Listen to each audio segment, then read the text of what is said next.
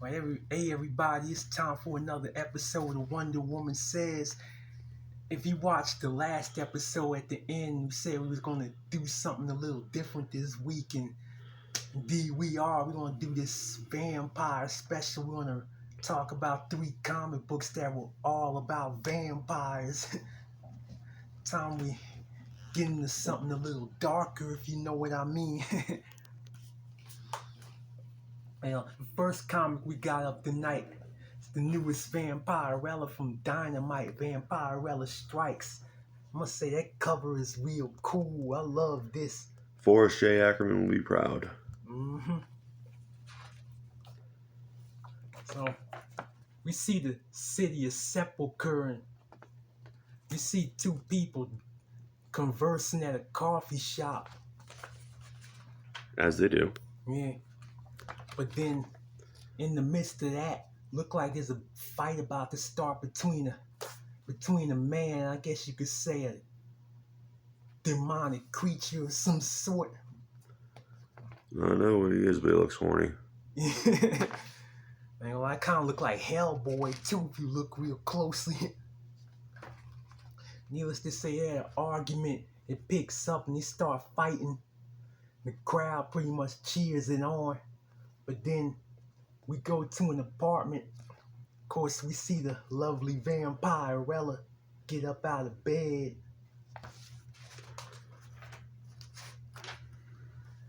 We see her take a shower, but not before she drinks some blood, of course.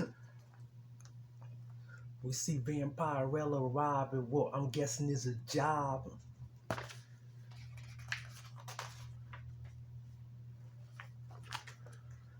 Vampirella comes and she finds that a gruesome, I guess you say, mass murder is taking place. Her and her teammates pretty much try to find out what caused it. So she's like a vampire cop this time around or something? That's the impression I'm getting. I guess we'll find out more as the story goes along. This is the first issue of yet another new Vampirella series. A vampire cop. Even Karl Marx said that's a little on the nose. They pretty much start debating about what could be the cause of it.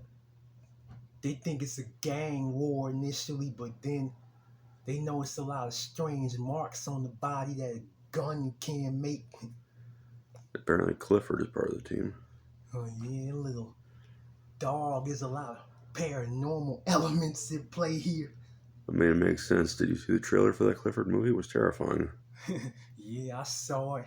I doubt I'll probably ever watch the actual movie though. Yeah, but so pretty much while they debate, pretty much Vampirella starts to consider what she's gonna do about it. Then we see some people going to this mysterious room where this mysterious man's telling them about how he got the answer for the pain and the loss they've been feeling. Who is it, Herbalife? Well, I don't know if I could say that. Let's just say it's a man with some very questionable intentions. So, yeah, Herbalife. Now, I can't really go too much further.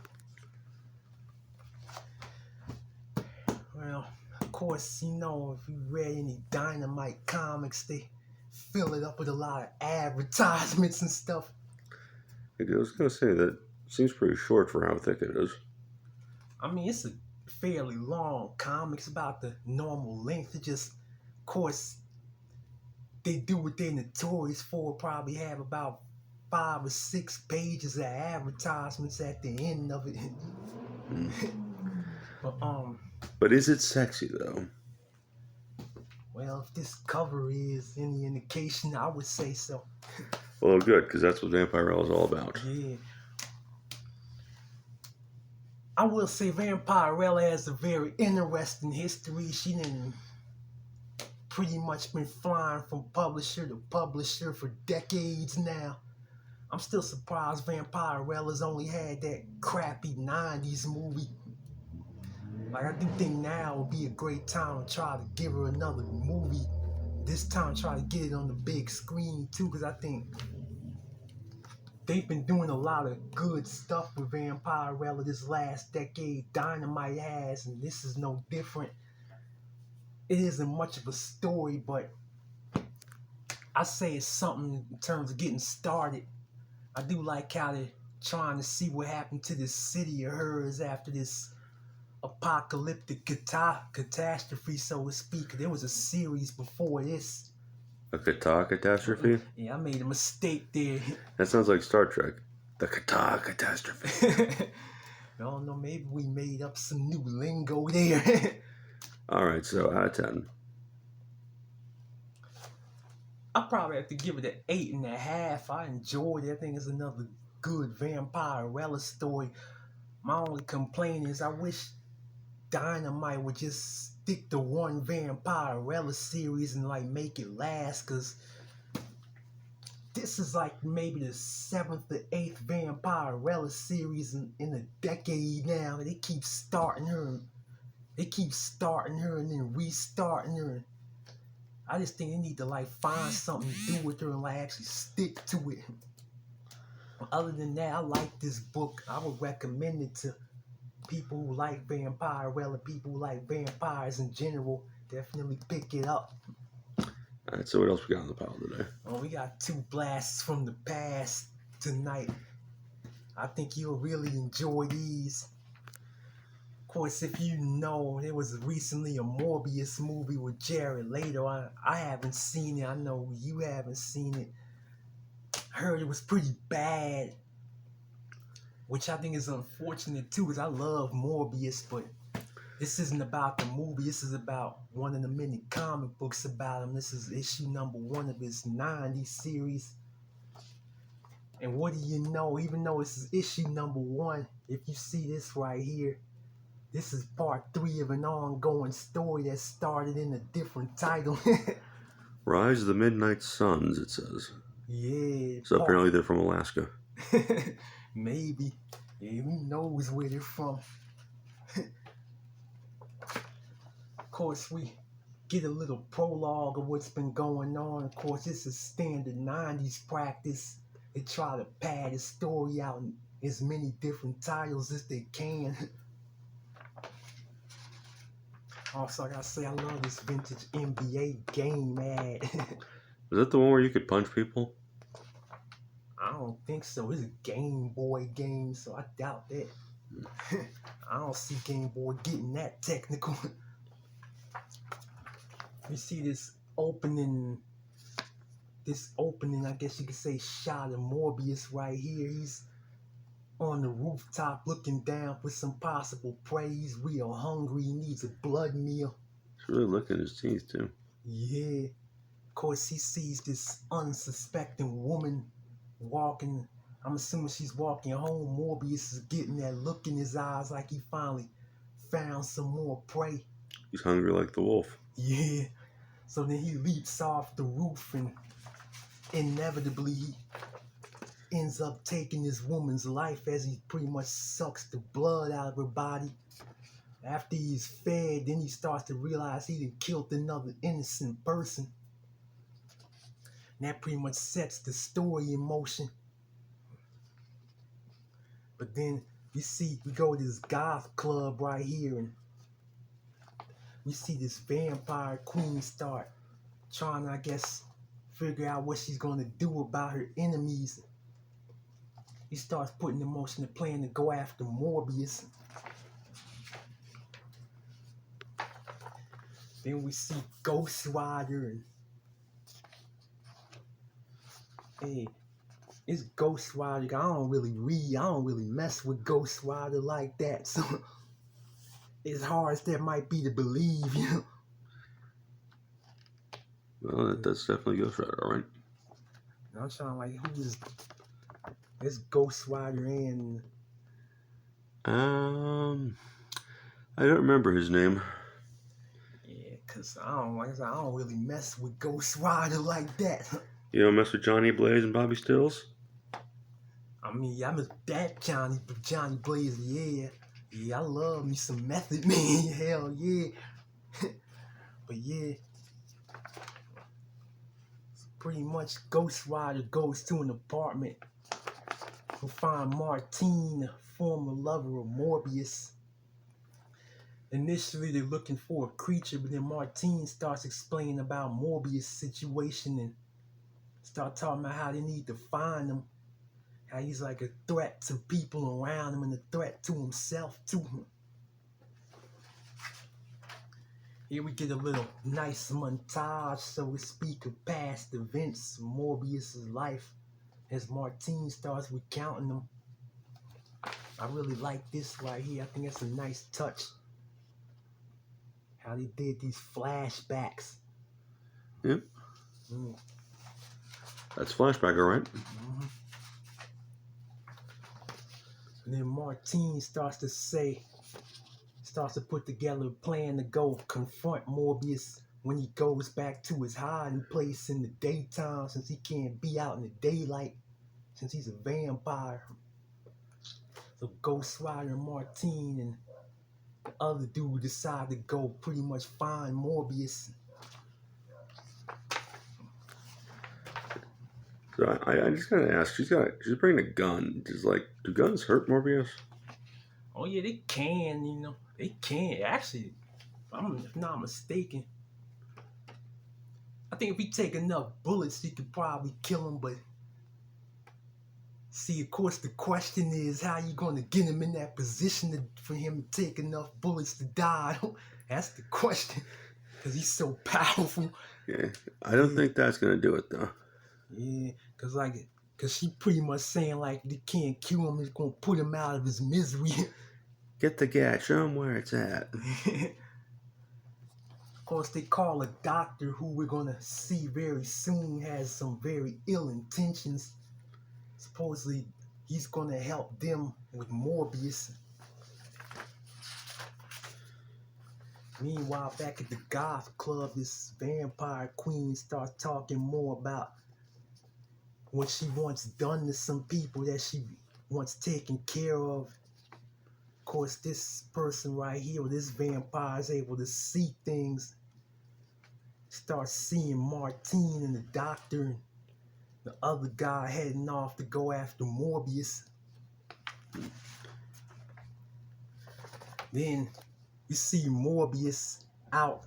It's about to be daylight, so he kind of has to get inside or die. Of course, Ghost Rider and his team comes to Morbius' hideout. Of course, they're swiftly confronted by Morbius, which he wants them to get out, but they're not budging at all.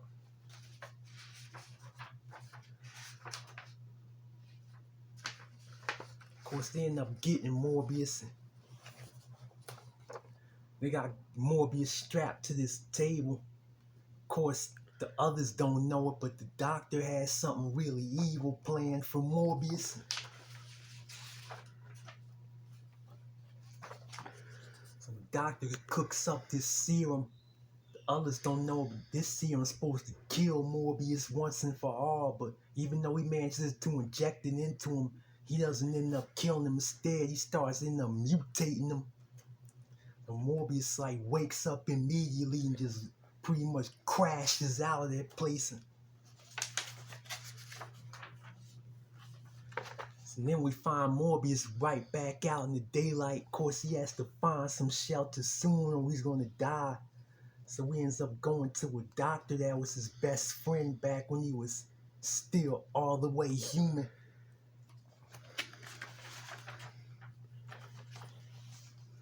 The doctor pretty much helps him, even though Morbius is a wanted criminal right now. I have a crack oath, Yeah. Of course, Morbius goes to a store, gets him some new gear, some protective gear, so to speak.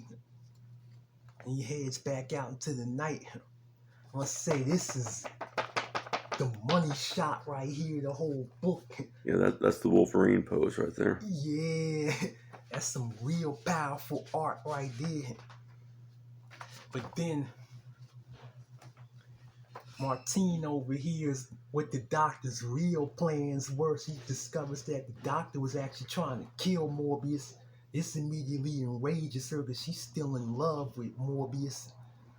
So she breaks through, tries to kill the doctor, but the doctor gets a gun. He ends up killing her instead. Morbius, not too far behind, starts to smell blood. Of course, it's Martine's blood. He arrives, start to realize what happened to her. He immediately gets real sad. But then, even though he loves this woman, he also can't ignore the sight of blood, so he ends up taking her blood too. That really breaks his heart when he comes to the realization that he did that to her. You start talking about how he thinks he needs to die now, but of course he's also wanting to get revenge from people that killed Martine. Morbius pretty much like slams into action. He tries to find out who killed her. Of course, nobody will admit to it as of yet, but Morbius, this little panel right here, he throws one of the goons into a vat of chemicals that like immediately sparks a really big fire.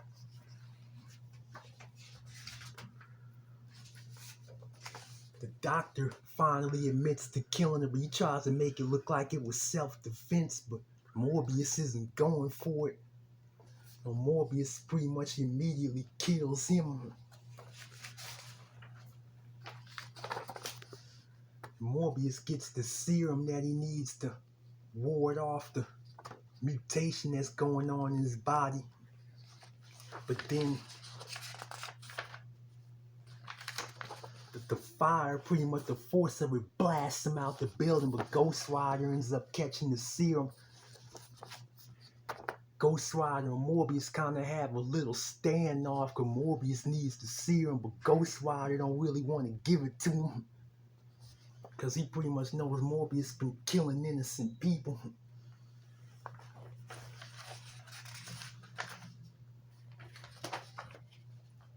Of course, Ghost Rider starts to come to the realization that Morbius doesn't have any ill intentions, so he lets him in. He lets him have the serum, although Morbius makes a deal with Ghost Rider that he'll only kill innocent people when he needs to feed off of blood.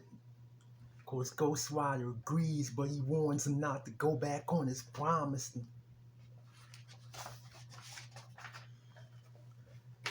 Then we see that vampire queen again. They start talking about how he want to eliminate some other people.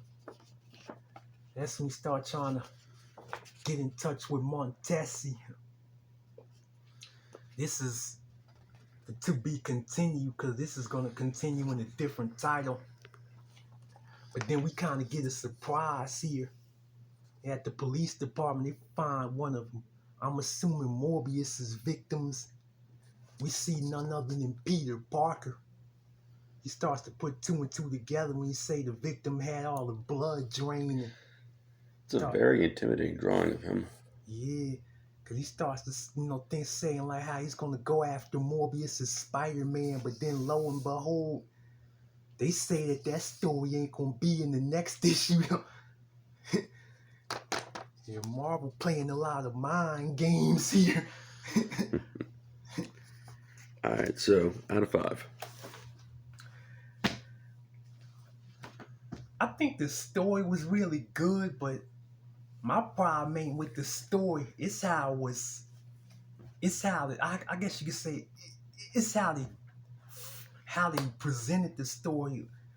Cause you heard me say earlier in the review, Marvel and to a lesser extent DC was notorious for padding the story out across different titles instead of keeping the story confined just to one title. Of course, this is the first issue of Morbius, right?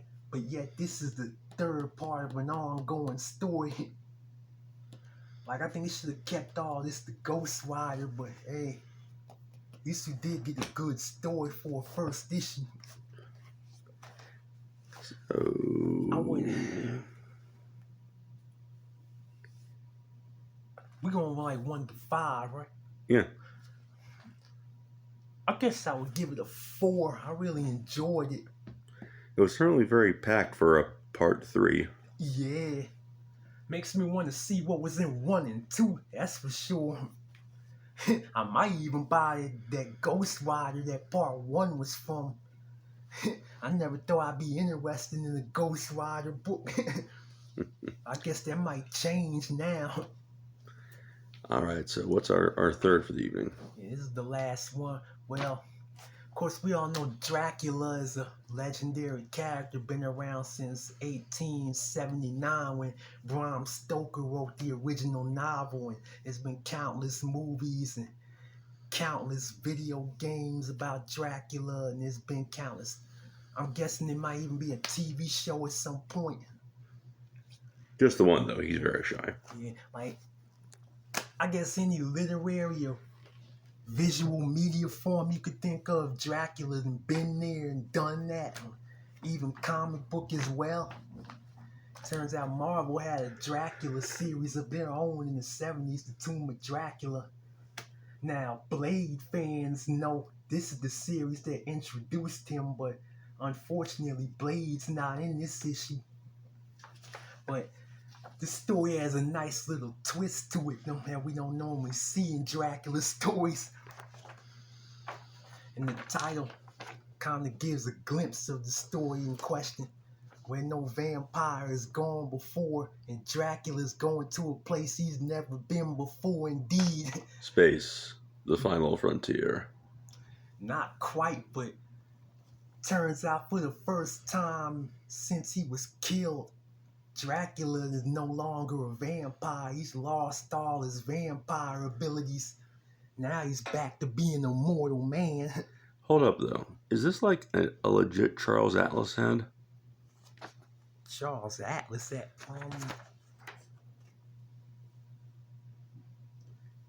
they don't mention him anywhere in it.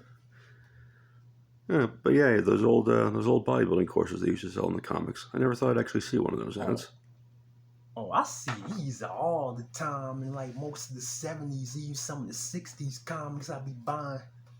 Oh, yeah, I see these all the time. I see this all the time too, in the back of them 70s comics. Yeah. So, a girl ends up finding Dracula. Dracula's kind of in a weakened state.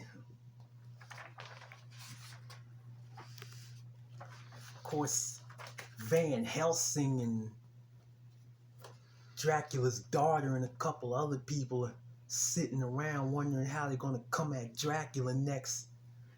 They actually receive word too. Dracula then lost his powers. They're kind of debating on whether they should still kill him or whether they should forgive his killings and let him live since he don't have his vampire powers anymore.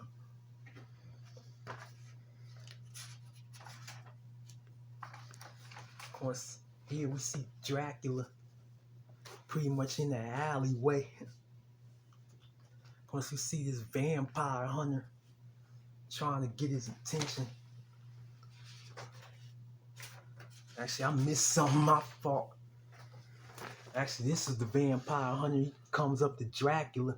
I guess under normal circumstances, Dracula wouldn't really be afraid of him. Holy shit, it's Torgo. I showed you that movie once, remember? Manos, the Hands of Fate. Yeah, you did. So yeah, he pretty much has Dracula intimidated. Dracula can't really do nothing now. He's pretty much trying to make some sense of his current situation. Then, of course, Dracula ends up talking to this female heroin addict. You actually kind of see her shoot up to Dracula. Don't really have no idea like why she's doing this stuff. She also happened to be a prostitute, so she thinks he's a John, so they end up heading back to her apartment, but then some drug dealers that she owes some money to come barging in.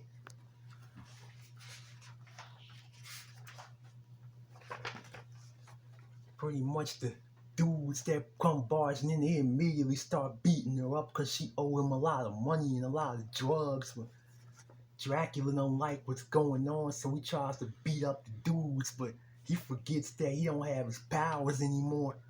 So he ends up getting shot. Dracula still ends up fighting the dudes off them. Then of course the cops came and they hauled everybody downtown. Later, the cops end up letting them go. They start hailing Dracula a hero after the girl tells them what really happened and why them guys was there. How Dracula saved her life, basically. Ooh. But then Dracula ends up running off them, even though they're trying to get his picture for the news and all that.